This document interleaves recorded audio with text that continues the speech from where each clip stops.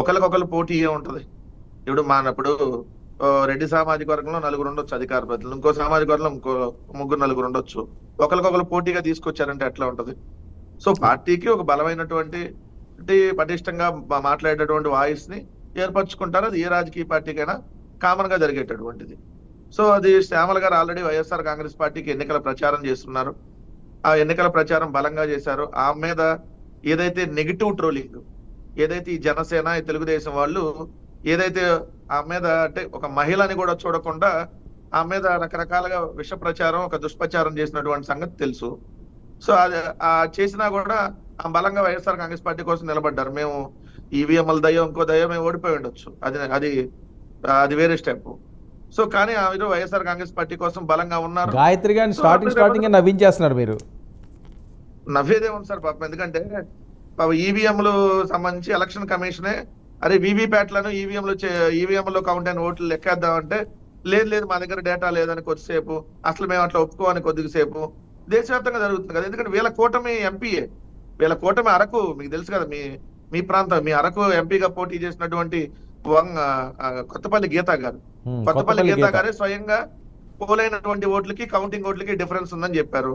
ఇద్దరు బీజేపీ ఎంపీలు election commission దాని మీద ఆల్రెడీ మాకు కౌంట్ చేయండి, మాకు దీని మీద అనుమానాలు ఉన్నాయని చెప్పి ఇద్దరు బీజేపీ కంటెస్టెడ్ ఎంపీలు వేసినటువంటి పరిస్థితి.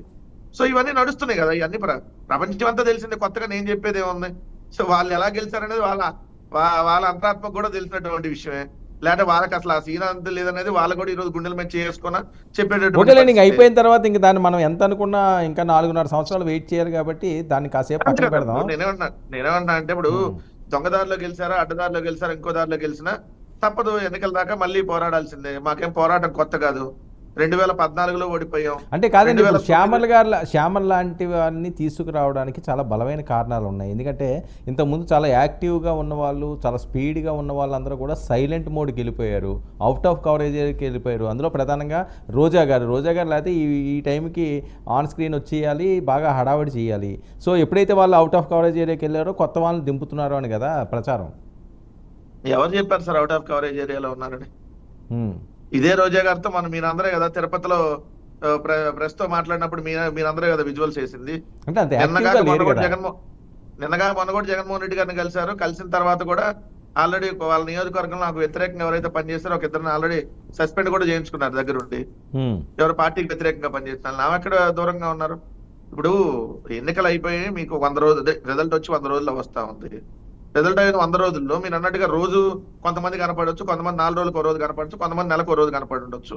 సో ఇంకా మీరు అన్నారు కదా 4 సంవత్సరాలు 7 నెలలు టైం ఉంది. ఇంకా వెయిట్ అండ్ సీ. ఎక్కడికి పోతారు?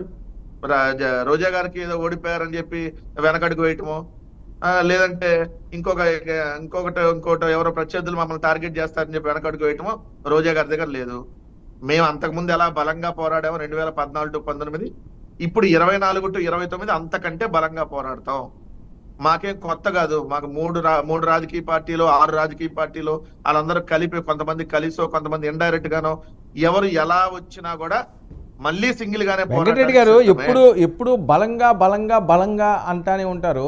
మీకేమైనా వీక్నెస్లు ఉన్నాయండి? వైసీపీకి ఏం లేవా? 40% సింగిల్ గా వచ్చినటువంటి వీక్నెస్ సార్. అంటే 3 రాజకీయ పార్టీలు కలిసి వస్తే మా మీద 3 రాజకీయ పార్టీలు కలిస్తే తప్ప యుద్ధం చేయలేనటువంటి బలహీన స్థితిలో వాళ్ళు ఉన్నట్లు లెక్క.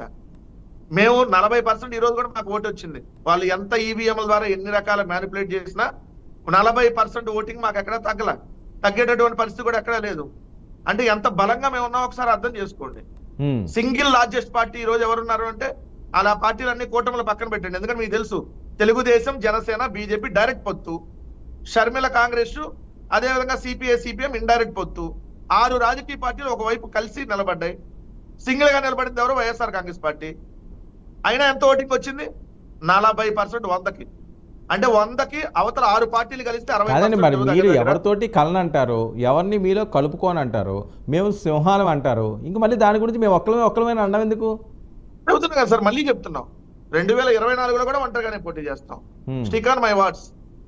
2024 ఎన్నికల్లో కూడా 2029 ఎన్నికల్లో కూడా మళ్ళీ ఒంటరిగానే పోటీ చేస్తాం. వాళ్ళు 3 వస్తారా, 6 కలిసి వస్తారా? కలిసి ఓకే. ఇప్పుడు చేస్తే ఏంటి? So what? అర్థం కాలేదు సార్. ఏంటి అసలు చేస్తే ఏంటట 29లో చేయండి, సింగిల్ గా చేయండి. 2014 చేసాం సార్, 67 సీట్లు వచ్చినాయి, అపోజిషన్ లోకి వచ్చాం. 2019లో సింగిల్ గా చేసాం, 151 సింగిల్ గా వచ్చినాయి. Note this point. తెలుగుదేశం లాగా వాళ్ళు 3 పార్టీలు కలిస్తే 130 సీట్లు వాళ్ళకి వచ్చి ఉండొచ్చు.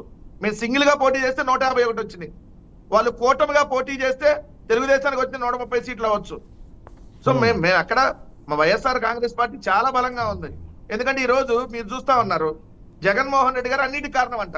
అసలు మాట్లాడటానికి సిగ్గన్నా ఉండాలి ఈ కూటమి వాళ్ళకి. బుడమేరు వరద వచ్చినా జగన్మోహన్ రెడ్డి గారే కారణం.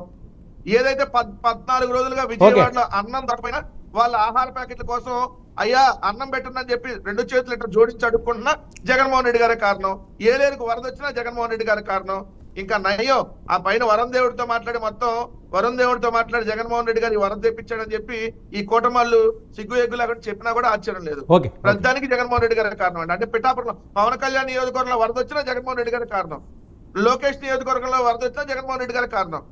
మరి జగన్మోహన్ రెడ్డి గారు అంటే భయం పట్టుకోక వీళ్ళకి ఇంకేం పట్టుకున్నాడు చెప్పండి.